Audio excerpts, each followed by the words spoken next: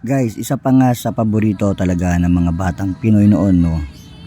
Yung talagang physical ang laro, magkakasama, no?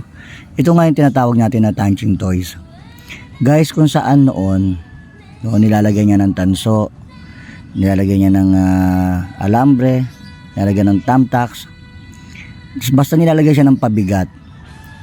Yung mga ganon, guys, noon, okay lang yun, hindi yung tinatawag na daya. So lahat ng mga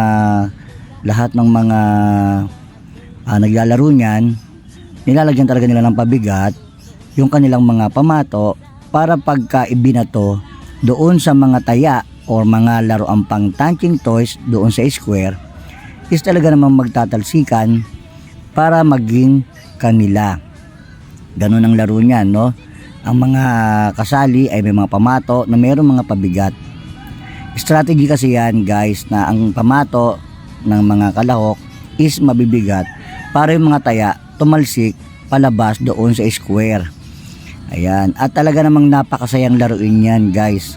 Napakasaya niyan. Paggagawa muna kayo ng linya kung saan ihahagis lahat ng pamato para malaman kung sino yung unang titira. Tapos pwede mong patuin yung pamato ng iyong kalaban para ma-dead na siya.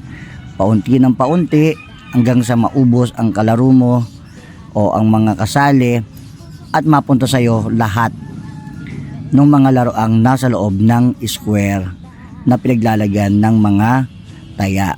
Ayan, no, sa ganung bagay, guys, sobrang saya. Ngayon pag nanalo ka na, ang the best mong gagawin, no, magpapalaagaw ka ng mga napalanunan mo, sabay takbo.